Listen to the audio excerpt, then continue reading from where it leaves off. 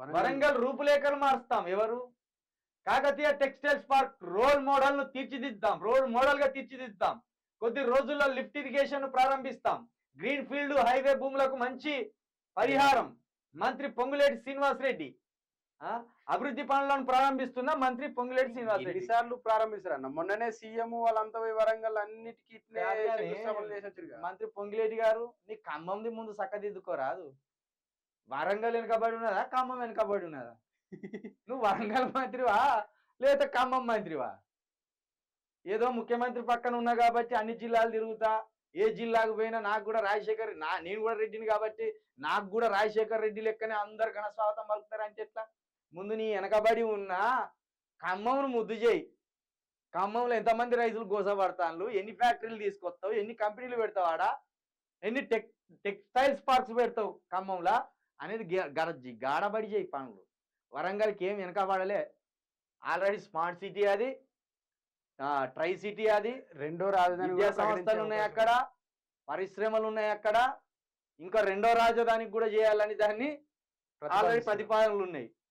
అది పక్కన పెట్టు. ఖమ్మంకు 3 ముఖం మార్పుల మంత్రులు ఉన్నారాడ. ఖమ్మం అక్షరాస్యత 7% పడిపోయిందన్న. చూడిగా మళ్ళీ 3 మంత్రులు, మళ్ళీ దాంట్లోకి వెళ్ళి ఉప ముఖ్యమంత్రి, ఆయన వ్యవసాయ శాఖ మంత్రి, ఇక ఈయన మంత్రి వచ్చేమో ఈ వరంగల్ రిబ్బన్ కట్ చేసి వరంగల్లో తీర్చిదిద్దుతా పోయి ఖమ్మంలో పడి ముందు ఏమైనా చెయ్యాడ. ఖమ్మం రోడ్లు వరంగల్ రోడ్లు చూడోసారి ఖమ్మం వరంగల్ రోడ్ల మీద నువ్వు అనుకుంటే అక్కడికి ఇక్కడికి పని పొరలాడుతూ వచ్చినాయి, జారు బాణాలు ఎక్కువ ఉన్నాయి. ఖమ్మంకు పో, ఎట్లున్నాయో తెలుస్తుంది. కాకతీయ మెగా టెక్స్టైల్స్ పార్క్ తో అభివృద్ధిలో వరంగల్ రూపురేఖ. నువ్వు మార్చుడేందా? మాకు నవ్వొస్తుంది. మా వరంగల్ నాయకులు పాడే ఏమైండ్లు? వరంగల్ మంత్రి సీతక్క గారు ఉన్నారు, వరంగల్ మంత్రి కొండ సురేఖ గారు ఉన్నారు, కానీ ఇద్దరికి పెద్ద పవర్స్ లేని లీడర్స్ ఇచ్చిండ్రు.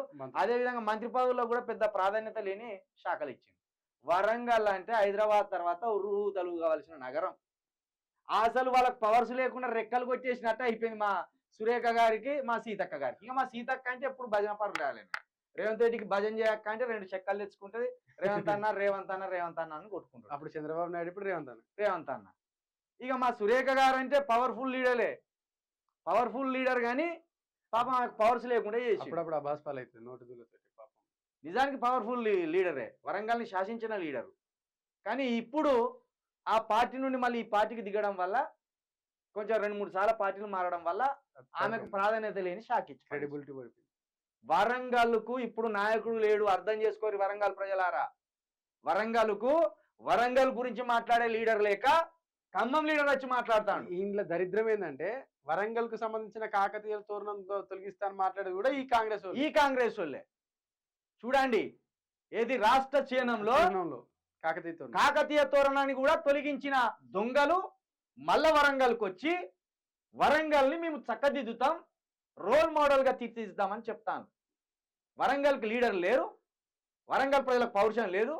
పక్క జిల్లా ఉన్న నాయకుడు వచ్చి వరంగల్ రూపురేఖలు మారుస్తారా?